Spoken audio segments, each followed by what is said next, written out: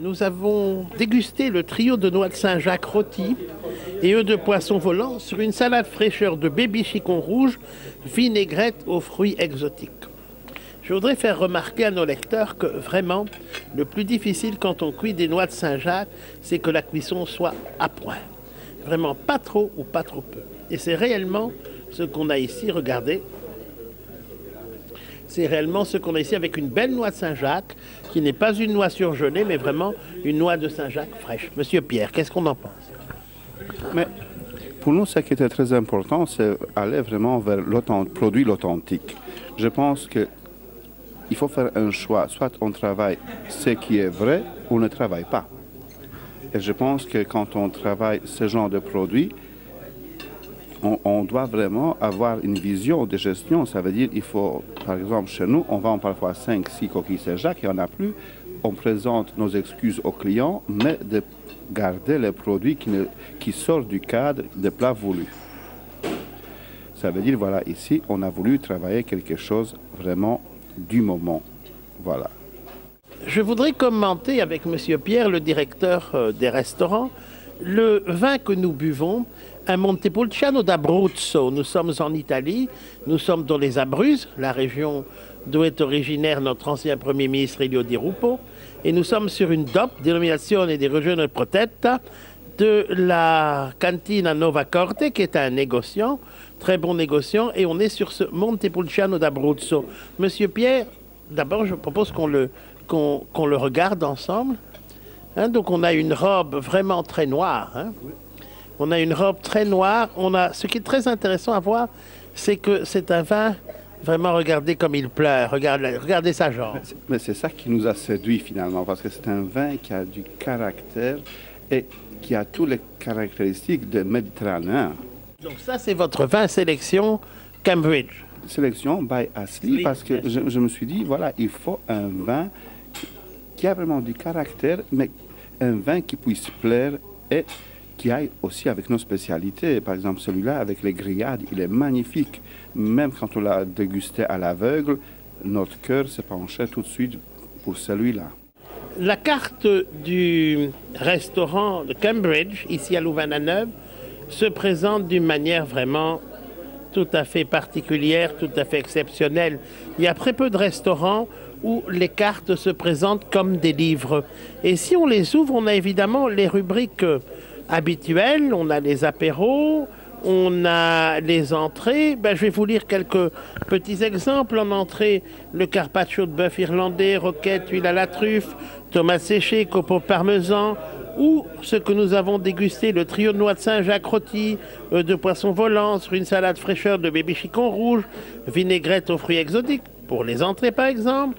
Les salades, par exemple la salade mezze, les calamars frits, les scampine bachi en tempura frit, gambas, viande grillée, les taramades, tzatziki, et les feuilles de vigne, avec vraiment toujours des illustrations superbes.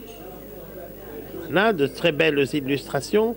La carte a été vraiment composée comme un livre qu'on peut lire justement en attendant les plats. Et c'est ça qui fait la spécialité du Cambridge. Alors en viande rouge, je vous montre aussi, regardez, le tartare de bœuf par exemple, moulu minute, persil plat finement haché, les capres, la brunoise d'échalotes, les petits oignons, cornichons, jaune d'œuf, le tout préparé par vos soins, panier de frites fraîches maison. Le bœuf argentin mai 68 que nous avons en face de nous, façon Monsieur Astley, le propriétaire, mélange d'épices uniques créé par le patron qui ajoute une touche originale et unique au plat, salade de saison, panier de frites fraîches maison, nous les voyons là, les frites. Alors par exemple, nous continuons très rapidement avec le poisson, 2 mots sur le poisson.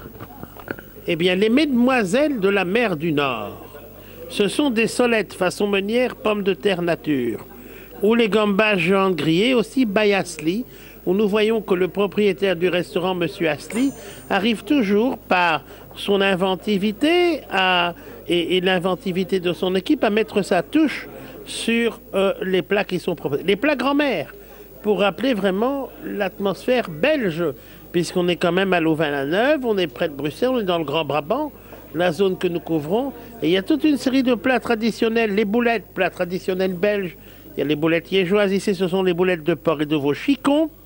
Chicon, grande spécialité, nous qui sommes bruxellois de Haren, au nord de Bruxelles. Boulettes de porc, porc et veau, chicon caramélisé, croquant de jambon cru. Les carbonades. N'y a-t-il pas plus plat belge que les carbonades?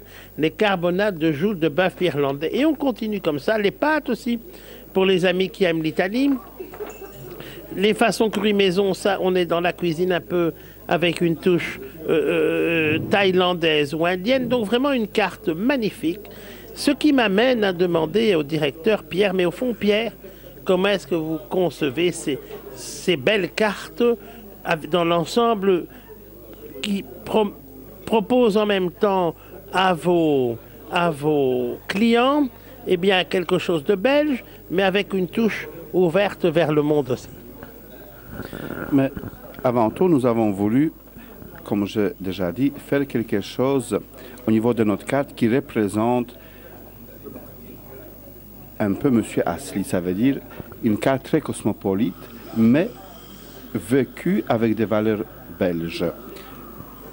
C'est pour ça cette carte, merci beaucoup pour vos compliments, elle reflète quelque part un parcours de très longue haleine.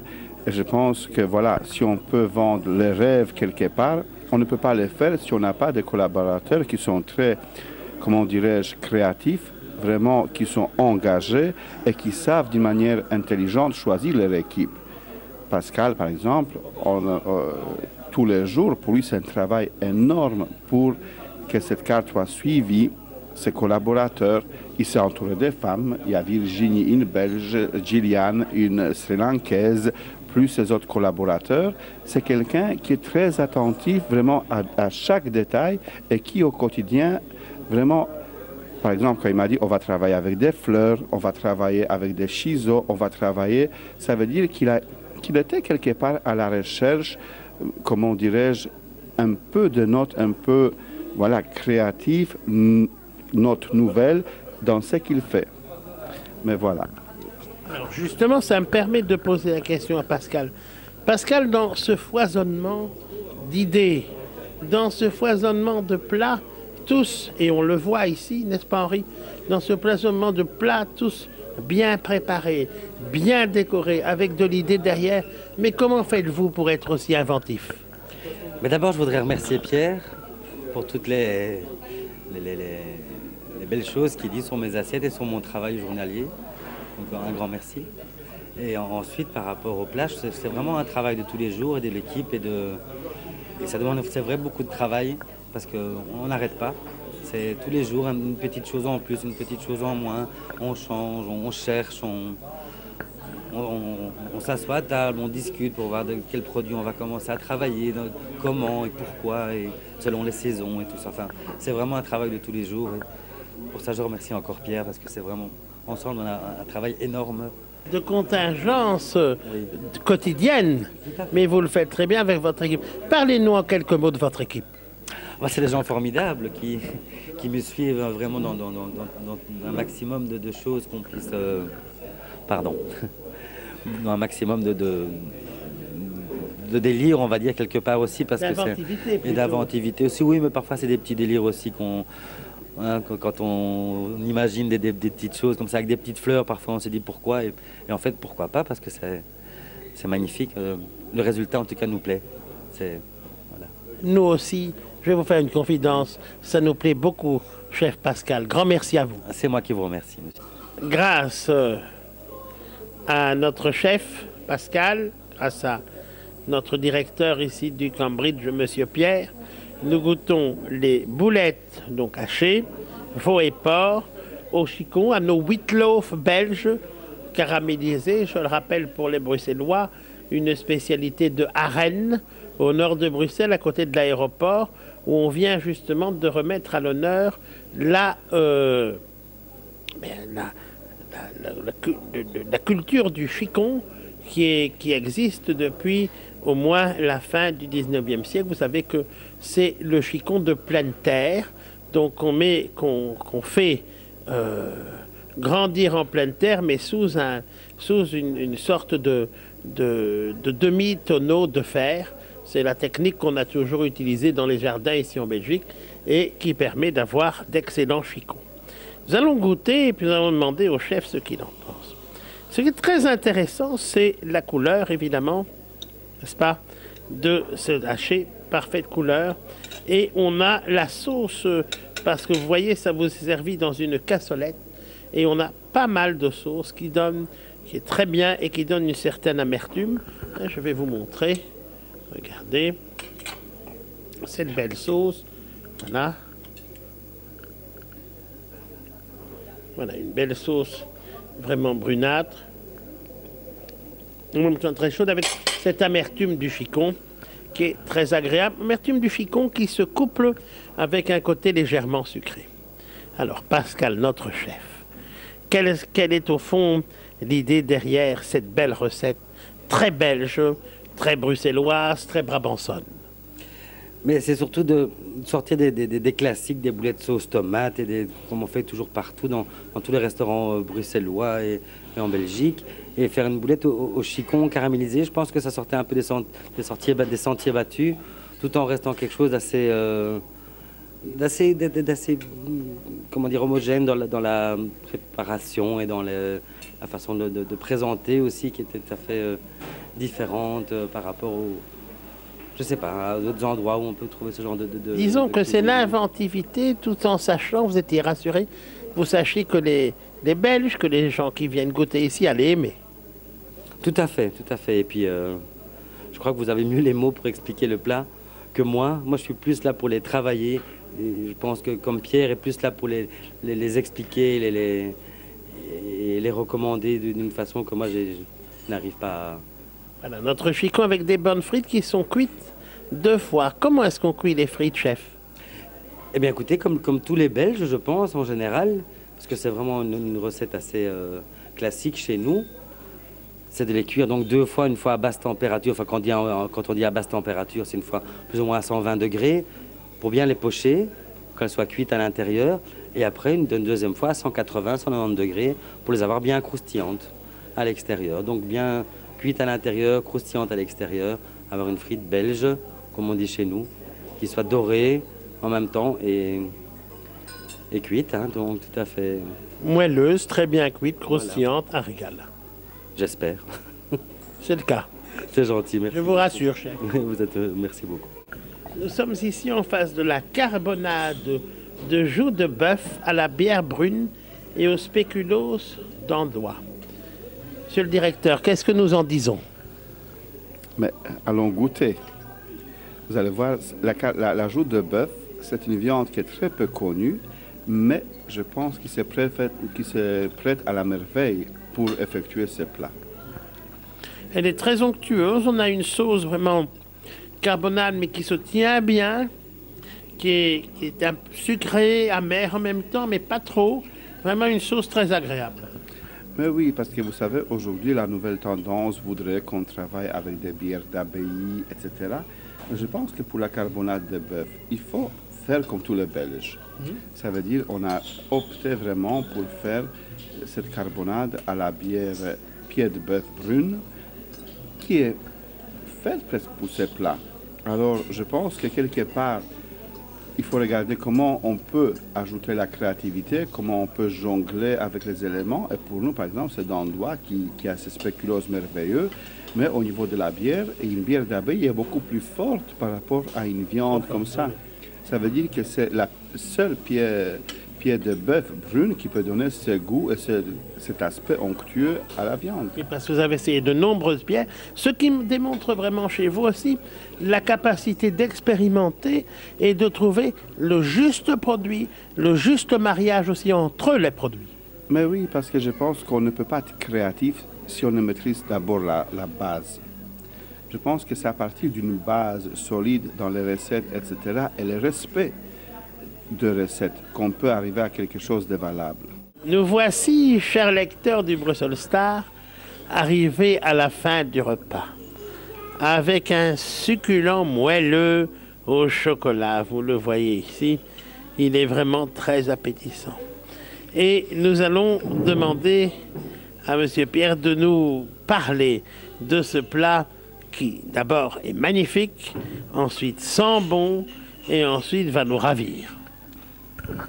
Oui, voilà, moelleux au chocolat, c'est que je pense que c'est le péché mignon, le chocolat des Belges. Alors je pense qu'on ne peut pas s'en passer. C'est pour ça on travaille nos moelleux avec le chocolat pur, vraiment le plus noir possible de chez Calbot. On l'accompagne avec une petite sauce anglaise pour l'aspect onctueux, avec une petite crème vanille. Voilà. Et comme un tout moelleux au chocolat, ça doit être magnifiquement bien croustillant à l'intérieur et moelleux à l'intérieur. Voilà, c'est tout le chocolat qui coule, qui émerveille. Et c'est ça que nos clients et les Belges aiment en principe. Voilà. On voit très bien que ce chocolat coule. Une sauce anglaise très agréable. Et alors, pour la note de fraîcheur, qu'est-ce qu'on a ici? Mais ici, voilà, vous avez bien sûr la glace vanille et bien sûr un petit croquant au chocolat. Parce que je pense qu'avec toutes ces structures-là, qui sont moelleuses, etc., il faut un peu de croquant. Et c'est ça qui fait qu'on a plusieurs textures autour du chocolat qui sont fort agréables en bouche. Et nous avons la glace vanille qui donne cette notion de frais et qui fait le contraste avec le chocolat qui est chaud et qui coule à l'intérieur. Très agréable. Monsieur Pierre, ici au Cambridge, hors des services habituels, entre le service du midi et le service du soir, il y a aussi possibilité de déguster de bonnes choses. Lesquelles? Oui, tout à fait. Ça veut dire que nous, on a voulu vraiment de permettre à des gens, parce que je pense qu'aujourd'hui, il faut un peu comprendre les étudiants qui sortent des examens, les gens qui finissent leur travail. Ça veut dire qu'il faut savoir qu'un homme, un professeur, un homme d'affaires qui vient ici chez nous en 5-16 heures, il n'a pas le temps, il n'a pas envie de prendre un repas. D'autant plus que tout le monde fait vraiment attention à sa ligne. Alors, on a fait des petites milliardises gourmandes. Et par exemple, voilà, on a des mini croquettes, des crevettes grises, on a un petit croque-monsieur, on va aller vers un toast au saumon fumé. Vous voyez, des choses vraiment coupe-fin, mais légères. Voilà, légères, un peu dans l'esprit. Par contre, là, ce qu'on a voulu vraiment développer, c'est le gaufre de Bruxelles, version sucrée et salée. Voilà, c'est un concept qu'on veut vraiment sauver parce qu'à un moment donné, moi-même, j'étais invité par Gordon Ramsay à Londres dans le cadre de Gordon Christmas. Et là, par exemple, vous avez la petite sirène qui est une gaufre de Bruxelles avec un fromage blanc vraiment magnifiquement assaisonné, saumon fumé. Voilà. Avec les œufs de saumon, perles roses, épouse de basilic, vous avez la capricieuse avec les chèvres. C'est délicieux tout ça. Oui, mais on essaye. On essaye. Après, on a évidemment un peu nos gaufres version sucrée. Oui. Et là, vu qu'on est au Cambridge, on a une Vilas, Carmen Callas. Vilas, c'est une grande diva polonaise. Alors, on va la servir avec les sorbets de pommes vertes, crème fraîche, volaille de par exemple, voile de Pink Lady, cerise d'amarena, Carmen avec banane au caramel rôti au four. Vous voyez, ça veut dire caramel salé, un peu pour montrer la vie chamboulée de la star.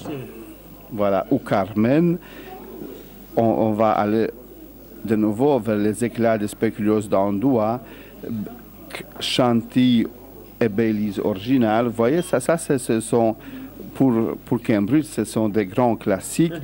Même nos glaces souvenirs, Cléopâtre, Roméo Juliette, Valeska, Richelieu. Vous voyez, on a voulu... Grands classiques de l'après-midi.